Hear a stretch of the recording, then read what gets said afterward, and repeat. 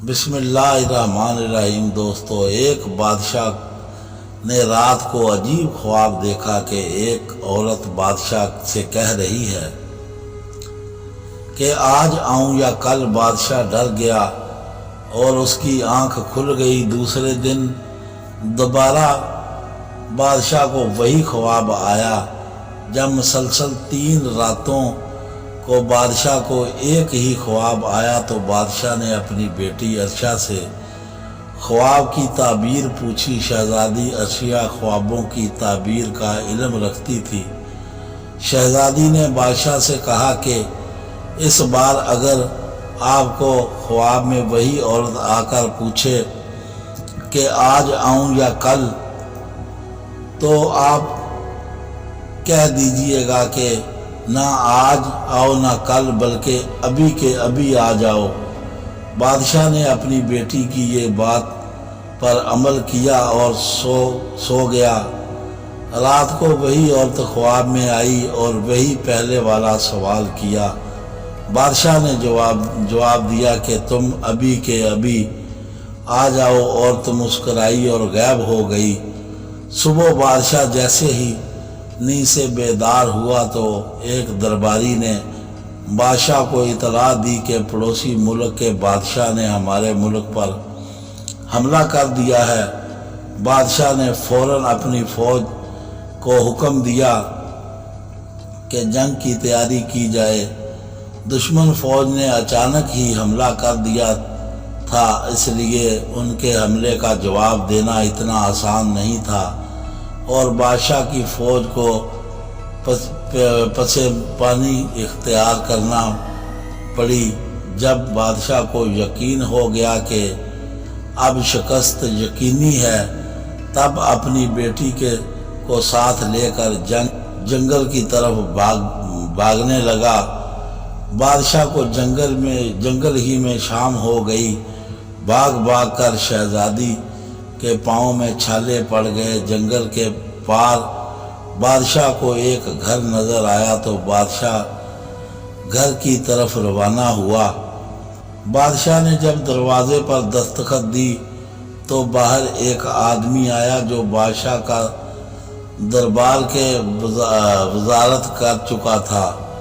اس نے بادشاہ کو اندر آنے کا کہا۔ بادشاہ نے وزیر کو سب بتایا تو وزیر نے کہا کہ آپ جتنے دن چاہے میرے گھر میں رہ سکتے ہیں۔ آپ کے میرے اوپر بہت سارے احسانات ہیں اور آپ کی خدمت کر کے مجھے بہت اچھا محسوس ہوگا۔ رات ہوئی تو بادشاہ کے وزیر اور اس کی بیوی کی باتوں کی آواز آئی۔ وزیر اپنی بیوی سے کہہ رہا تھا کہ یہ مصیبت اب پتہ نہیں کتنے دن ہمارے گھر میں رکے گی۔ اب یہ بات بادشاہ نے سنی، بلکہ فقیر بن چکا ہے۔ بادشاہ نے جب وزیر کی یہ بات سنی تو اسے بہت افسوس ہوا اور صبح ہوتے ہی شہزادی کو ساتھ لے کر وزیر کے گھر سے روانہ ہو گیا۔ وزیر نے روکنا چاہا تو بادشاہ نے کہا، میں آپ کی مہمان نوازی سے کافی متاثر ہو چکا ہوں، اب مزید آپ کو تکلیف نہیں دینا چاہتا۔ بادشاہ آگے بڑھا تو سرحد کے پار ایک چھوٹی سی ریاست میں داخل ہوا۔ اس ریاست کے نواب نے جب بادشاہ کو دیکھا تو بہت خوش ہوا۔ نواب بادشاہ کا پرانا دوست تھا۔ نواب کو جب یہ حقیقت کا پتہ چلا تو اس نے بہت افسوس ہوا۔ نواب صاحب بادشاہ کو اپنے گھر لے آیا۔ پہلی ہی رات نواب کی بیوی کو مرگی جیسی ایک بیماری لگ گئی۔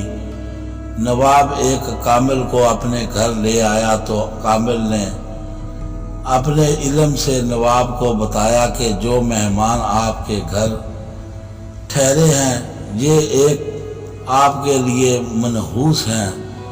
بادشاہ نے جب یہ سنا تو چپکے سے نواب کے گھر سے بھی روانہ ہو گیا۔ بادشاہ کو اپنے محل کی عیش و عشرت بہت یاد آ رہی تھی۔ آگے جا کر بادشاہ کی نظر ایک محل پر پڑی۔ بادشاہ کو یہ جگہ کچھ جانی پہچانی سی لگی۔ اچانک بادشاہ کو یاد آیا کہ یہ تو میرے داماد کا گھر ہے جہاں بادشاہ نے اپنی بڑی بیٹی کی شادی کی تھی۔ بیٹی نے جب بادشاہ باپ اور بہن کو اس حالت میں دیکھا تو بہت روئی اور ان کو اندر لے گئی۔ تھکا ہارا بادشاہ جب سونے لگا تو اس کی نظر چھت پر لگے ہوئے ایک سونے کے فانوس پر پڑی۔ غور سے دیکھا تو فانوس کو ایک دیمک نما کیڑا کھا رہا ہے۔ بادشاہ جلدی سے اٹھ کر بیٹھ گیا کہ کہیں فانوس میرے اوپر ہی نہ گر جائے۔ دیواروں پر غور کیا تو ادھر بھی کیڑے تھے جو کمرے میں موجود ہر چیز کو دیمک کی طرح چاٹ رہے تھے۔ بادشاہ نے شہزادی عرشیہ کو نیند سے بیدار کیا۔ بادشاہ نے شہزادی سے کہا کہ میں اپنی نموست اپنی بیٹی کے گھر پر نہیں پھیلا سکتا، تم ادھر ٹھہر جاؤ، میں کہیں اور چلا جاتا ہوں۔ مگر شہزادی نے کہا میں آپ کو اکیلا نہیں چھوڑ سکتی۔ دونوں آدھی رات کو ہی وہاں سے روانہ ہو گئے۔ صبح کی اذان کے وقت دونوں باپ بیٹی کا ایک جھونپڑی نظر آئی جس کے اندر دھواں نکل رہا تھا۔ بادشاہ جھونپڑی کے اندر داخل ہوا تو ایک درویش بیٹھا تھا۔ بادشاہ نے درویش کو سلام کیا تو درویش نے کہا تم نے خواب میں عورت کو آج ہی بلا کر اچھا کیا، اگر کل بلاتے تو مشکل میں پھنس جاتے۔ بادشاہ درویش کی یہ بات سے حیران ہوا۔ درویش نے کہا تم نے خواب میں جو عورت دیکھی تھی وہ اصل گردش تھی جو برا وقت لے کر پوچھتی تھی کہ آج آؤں یا کل۔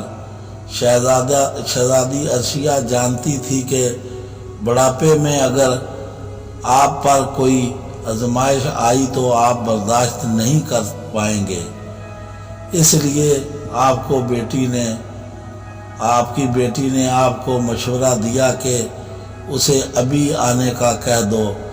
مگر اب تمہارے لیے اچھی خبر یہ ہے کہ برا وقت ختم ہونے والا ہے۔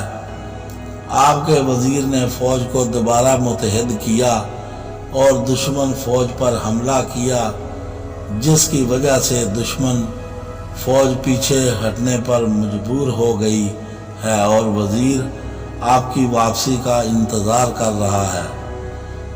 بادشاہ یہ سن کر خوش ہوا اور اللہ کا شکر ادا کیا کہ اس مشکل وقت سے نجات ملی۔ بادشاہ اور شہزادی جب محل پہنچے تو ان کا شاندار استقبال کیا گیا۔ کسی بھی مشکل گھڑی میں اگر صبر سے کام لیا جائے تو اچھا وقت بھی ضرور آتا ہے۔